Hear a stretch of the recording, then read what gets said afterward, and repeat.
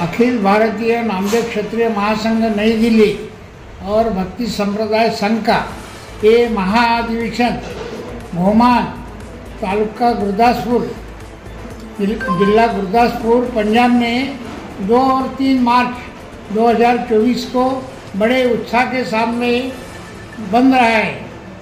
यहाँ पर सभी लोग पूरे 22 राज्य के लोग ये महाअधिवेशन में भाग लेने के लिए आए हुए हैं। अब ये कार्यक्रम बड़े पूरे भारतवर्ष के दर्जी समाज के 150 स्पोर्ट शाखाएँ सम्मिलित हुए हैं। क्यों कि भारतवर्ष में संत नामदेव जी 700वीं सदी में पूरे भारतवर्ष में पूरा भारत एक किया था। वही कार्य अखिल भारतीय नामदेव क्षत्रिय महासंघ पूरे राज्यों में घूमकर अभी तक 22 राज्यों जोड़ने का प्रयास किया है। और ऐसे ये कार्यक्रम में बड़े उत्साह के साथ में बंधु और भगिनी और पूरे राज्य के सब लोग कल 2 और 3 मार्च को शनिचर और रविवार को आने वाले हैं। ये जो अपना घुमान यहाँ पे बाबा नामदेव जी 22 साल रह चुके हैं। इन्होंने इनका जन्म पंढरपुर महाराष्ट्र में हुआ। उसके बाद में ये पूरे राज्यों में घूमते घूमते, जबकि उस टाइम में तुगलक बादशाह मुग़ल का राज्य दिल्ली में चल रहा था, उस समय इनको वहाँ पे उनके लोगों ने पकड़ के लेकर गए और बताए कि भाई आप नामदेव जी बहुत बड़े संत हैं, मगर आप मुसलमान बन जाओ। जब नामदेव जी ने बोला कि मैं मुसलमान क्यों बनूं, फिर उन्होंने बोला कि भाई ये जो गैया मारी है इसको जिंदा करके बताओ तो मैं तुझे मानता हूँ।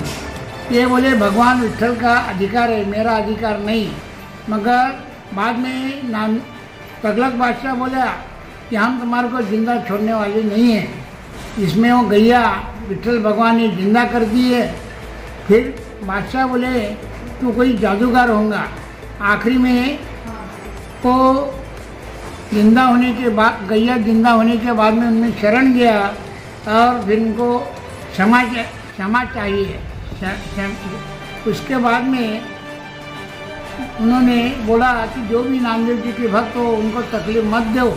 इसीलिए उसके बाद में गुरु नानक देव ये जो यही भी फॉलोअर थे और उसी के बाद में सिख धर्म की स्थापना 2200 साल के बाद में हुई है।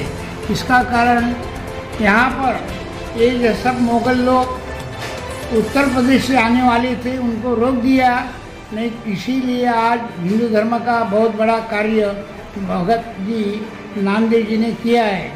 और इतना कार्य होने के बाद भी उन्होंने यहाँ पे बहुत से चमत्कार भी बताए हैं, जैसा कि एक बोरी का झाड़ है, उसके बाद में तालाब है, और ये जो मंदिर है ये तुगलक बादशाह के लड़के ने उस समय उसके बाद में बनाया हुआ है।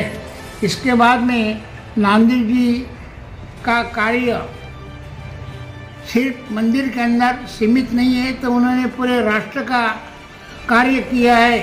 पूरा भारत उस समय सब संतों को लेकर घूमकर अपना भागवत धर्म का प्रचार पूरे भारतवर्ष में कम से कम पूरे राज्यों में करके उन्होंने आखिरी 14 लोगों ने संजीवन समाधि पंढरपुर में लिए।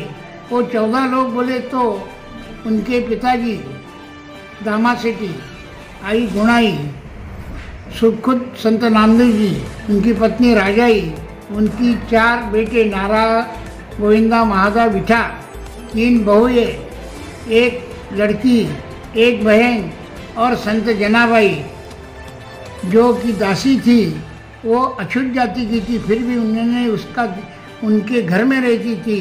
उन्होंने भी चोखा मेला महार की समाधि वहाँ पे एक एक हड्डी जमा करके उन्होंने उस समय जाति पाति पंथ भेद इसका निषेध किया है, मानवता का उन्होंने सब जागृति किया है।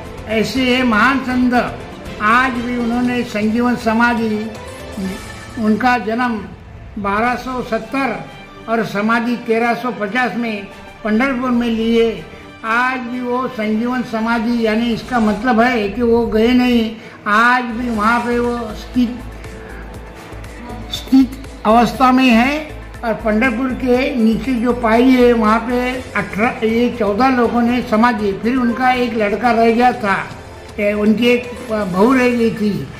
उसके बाद में वो बहू आई, जब देखा कि घर में कोई नहीं तो उन्होंने विठल से प्रार्थना की कि मेरे को काय को रखा करके उनका जो आज 17वां वंशज आज कार्य कर रहा है और वो श्री ज्ञानेश्वर महाराज नामदास एक कार्यक्रम में उपस्थित है। ऐसे यहाँ पे घुमान में इतनी व्यवस्था है और इतना बड़ा भक्ति भाव का भंडार खुला है। यहाँ पे सब व्यवस्था, कम से कम 400 रूम्स है, बड़े बड़े 10 हॉल है, लंगर 24 घंटे चलता है और सेवा भाव जो चिकना होगा तो घुमान में आके यहाँ के भाई बंधु से सीखना चाहिए। यहाँ की बहनें अपने को थाली तलक धोने नहीं देती, इतना महान ये अधिवेशन का है। यह अधिवेशन में अभी तक उत्तराखंड, उसके बाद में पंजाब,